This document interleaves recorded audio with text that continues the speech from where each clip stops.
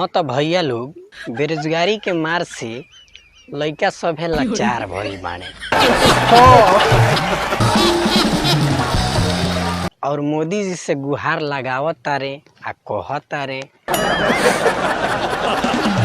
कि मोदी जी पुकार लइकन के एक बार सुनिए, एक नौकरी चाहिए छोकरी के लिए।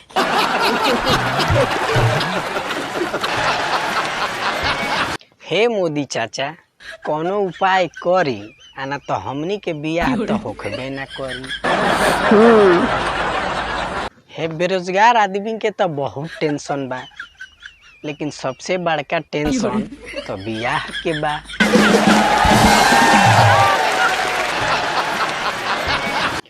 जबले नौकरी नइखे तबले बियाह के कोनो चांसे नइखे।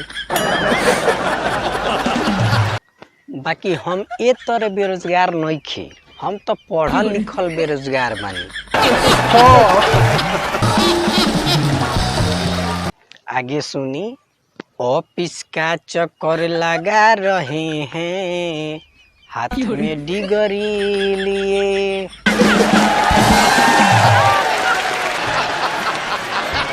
हाँ तो भैया लोग बीए एमए क के बेरोजगार बैठल बानी जा, हाथ में डिग्री लेके नौकरी खातिर हर ऑफिस चक्कर लगावतानी जा। बाकी नौकरी नइखे मिलत, लेकिन घाम लाग के चक्कर जरूर आ जाता है।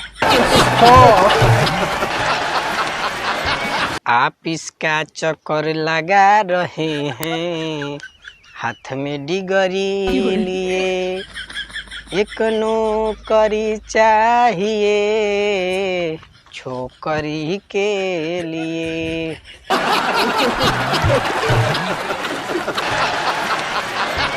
सबसे बड़का समस्या बा बेरोजगारी के। पढ़ल लिखल हमनी के बेरोजगार बानी जा। बताई सभे ई कैसन जमाना आ गइल बा। आगे सुनी लो। पढ़ लिख के अब तो नौकरियों ना भेटाइल हो,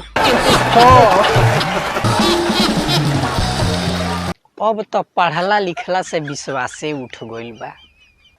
एकरा से निमन तो अनपढ़े रहती जा। कम से कम गांव के लोग तो ताना ना मारित कि हेतना पढ़ल लस, बाकी अभी बेरोजगारे बा।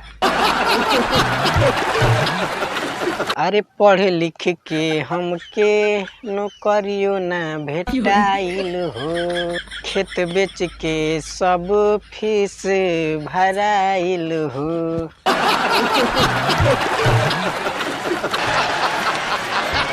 हाँ तो भैया लोग 4 कट्ठा खेत बेच के कोचिंग के या स्कूल के फीस भराई।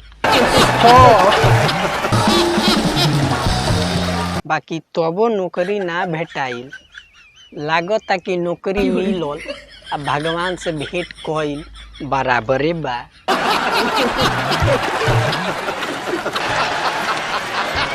आगे के समस्या सुनी।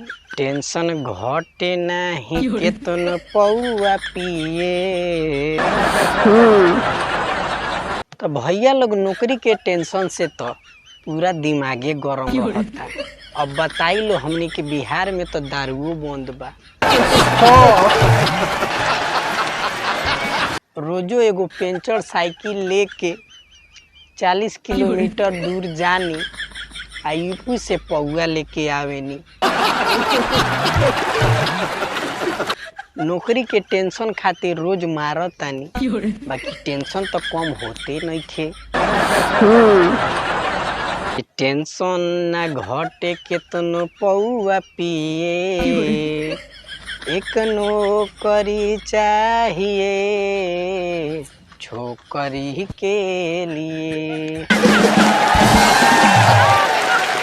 बस हम इतने कहें कि हे नीतीश चाचा, हे मोदी चाचा, जल्दी से हमनी पर विचार करी, ना तो हमनी के कुंवारे रहेम जा।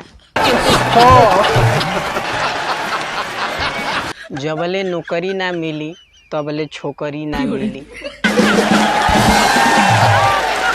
लागता कि हमनी के भाग में बाड़े रहे के लिखल बा।